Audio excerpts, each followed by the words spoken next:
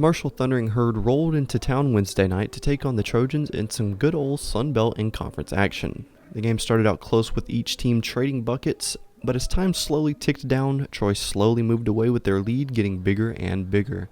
And before you knew it, Troy was up 40-24 at the half. Coming back out for the second half didn't show too much difference as Troy kept their pace to stay ahead of Marshall. The main reason for this lead was not shooting as some would think, but it was actually their defense and rebounding. Troy only shot 37% from the field but had 15 forced turnovers with 13 of them being steals and 19 offensive rebounds. This allowed enough breathing room for the Trojans and gave them something to fall back on to get the win. Head coach Scott Cross gave us his opinion on how his team did.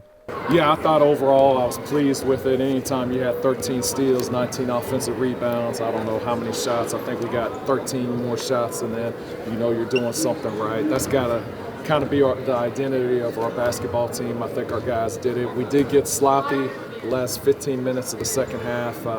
We weren't executing as good. Our attention to detail defensively wasn't quite there, but when you're up 30 points, it's kind of hard to complain.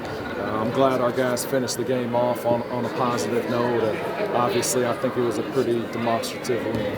Another thing to note about this win, and the team in particular, is the depth of the lineup. Almost a quarter of the 82 points scored by Troy were off the bench, and 7 players had 7 or more points.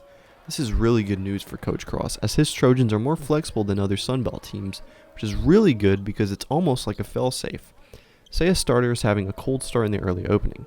Well, that's okay, you can sub him out for a player of almost equal caliber. And same thing for if a starter is tired and needs rest. They can be subbed out and the team barely loses any production value. Coach Cross gave us his opinion on the depth of his team and how flexible they are.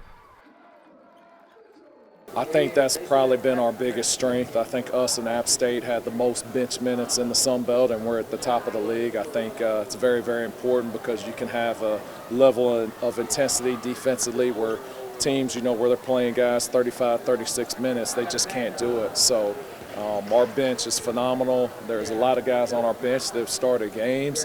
There's a lot of them that I have confidence that could start on any given night, but they sacrifice for the betterment of the team, and they're a big part of our success. And I'm thankful that we do have a phenomenal bench.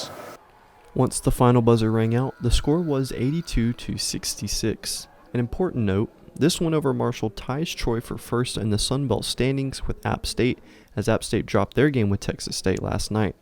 Trojan Arena will be quiet until Saturday, when it will be back and bumping again when Kent State comes to town to take on your Trojans. Parker Flowers, Troy, TrojanVision News.